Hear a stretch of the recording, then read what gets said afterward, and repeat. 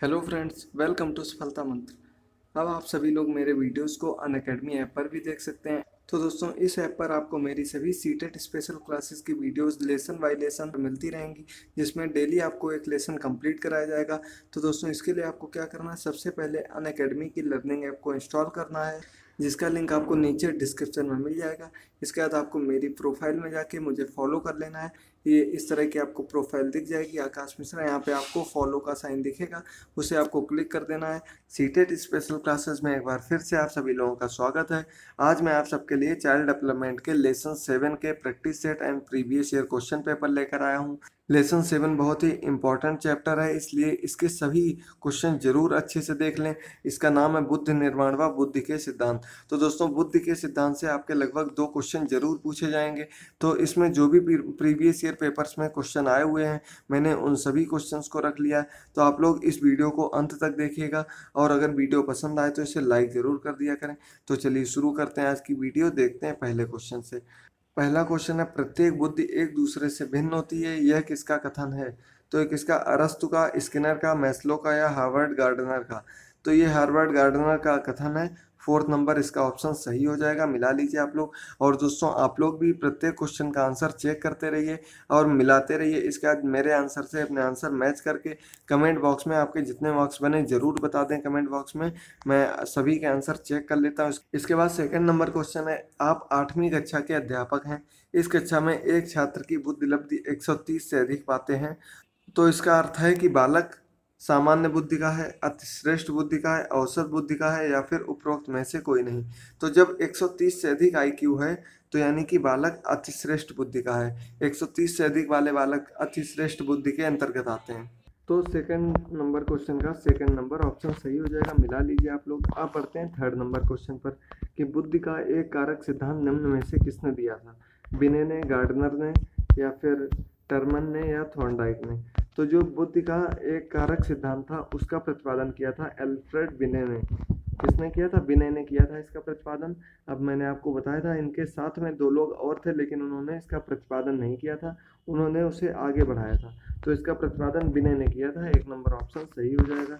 इसका 4th number question है, यदि व्यक्ति ने अपने वातावरण से सामंजस्य करना सीख लिया है या सीख सकता है, तो उसमें बुद्धि है। बुद्धि की यह परिभाषा किसने दी? थॉमसन ने, कॉल्विन ने, थर्स्टन ने, या रायबर्न ने? तो ये परिभाषा दी थी कॉल्विन ने। इसके बाद बढ़ते हैं 5 नंबर क्वेश्चन पर। 16 वर्ष का बच्चा बुद्धि लब्धि परीक्षण में 75 अंक प्राप्त करता है, उसकी मानसिक आयु कितनी होगी? तो उसकी मानसिक आयु कैसे ज्ञात करेंगे? आईक्यू का फॉर्मूला मैंने आपको बताया था, क्या होता है कि मानसिक आयु अपॉन वास्तविक आयु इंटू 100। तो आपसे क्या पूछा गया? मानसिक आयु पूछी गई, तो इसका क्रॉस मल्टीप्लाई हो जाएगा, यानी कि आईक्यू इंटू वास्तविक आयु अपॉन 100।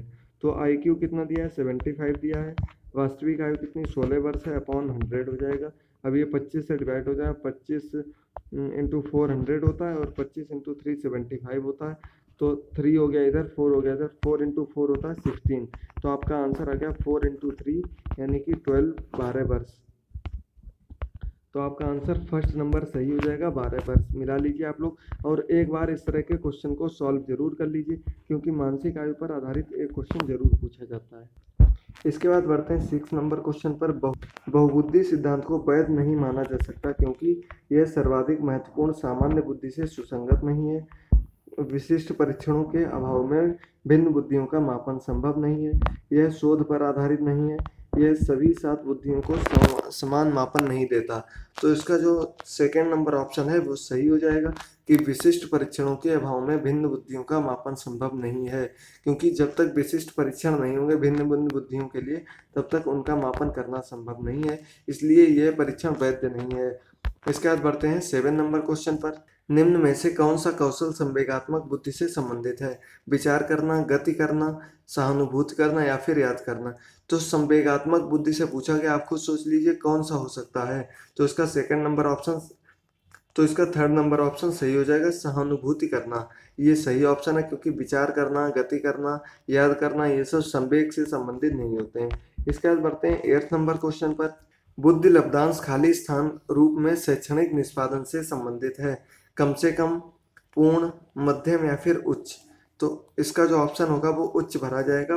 बुद्धि लब्धांश उच्च रूप से शैक्षणिक निष्पादन से संबंधित नहीं है। इसका 4th नंबर ऑप्शन सही हो जाएगा।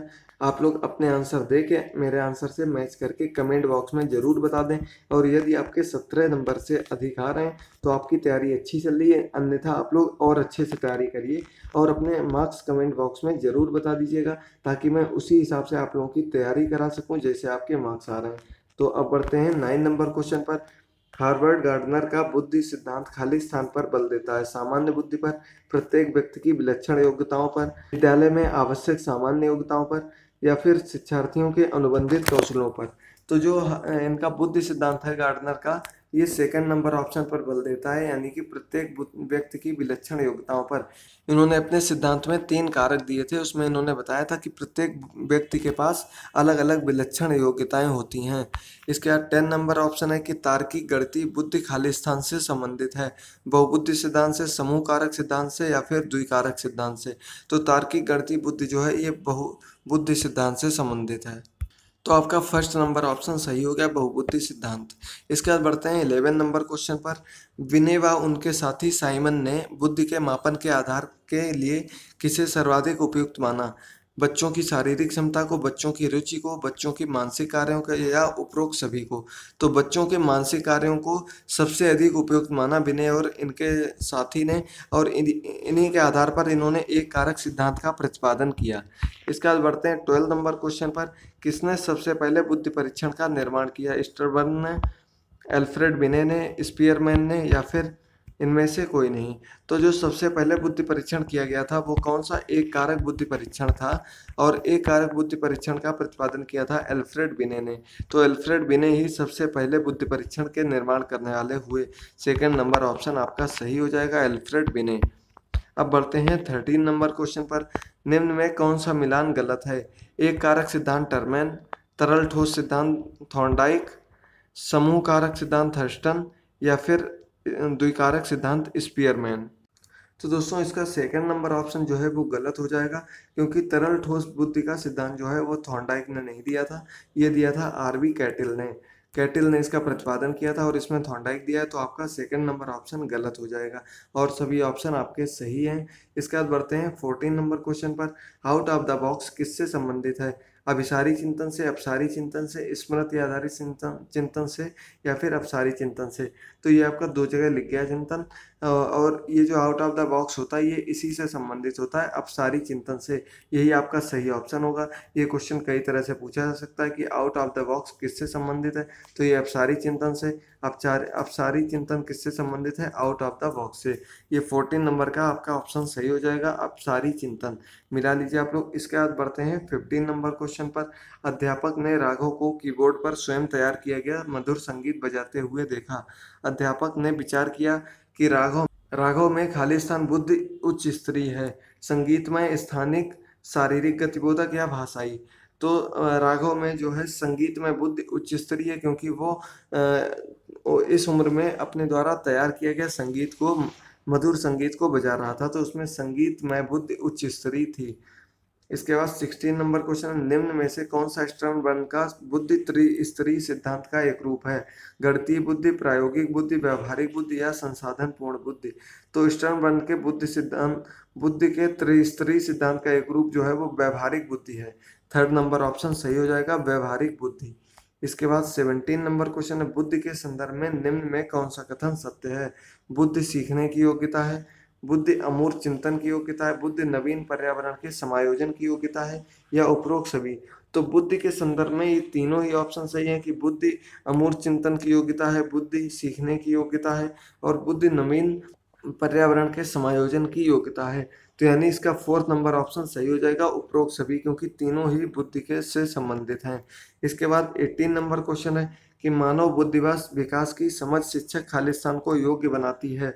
शिक्षार्थी को बताना कि वे अपने जीवन को कैसे सुधार सकते हैं, विविध शिक्षार्थियों के शिक्षण के बारे में स्पष्टता, निष्पक्ष रूप से शिक्षण कार्य, या उपरोक्त सभी? तो इसमें आपका 2nd नंबर ऑप्शन सही हो जाएगा, विविध शिक्षार्थियों के शिक्षण के बारे में स्पष्टता। इसके बाद 19 नंबर क्वेश्चन है। सत्य या तथ्य के दृष्टिकोण से उत्तम प्रक्रियाओं की शक्ति ही बुद्धि है, किसका कथन है?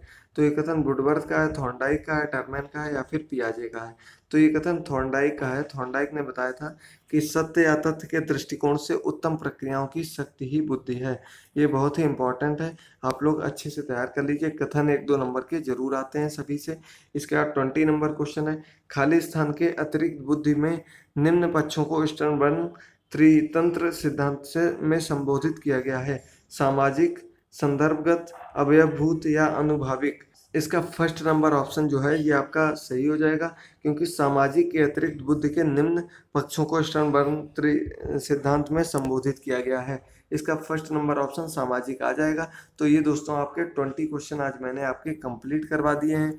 इन क्वेश्चंस की अच्छे से तैयारी कर लीजिए, सभी क्वेश्चन की प्रैक्टिस कर लीजिए और अपने जो आपके आंसर बने वो कमेंट बॉक्स में ज़रूर बता दीजिए। और दोस्तों यदि आपको कोई किसी अन्य टॉपिक पर वीडियो चाहिए वो भी बता दीजिए।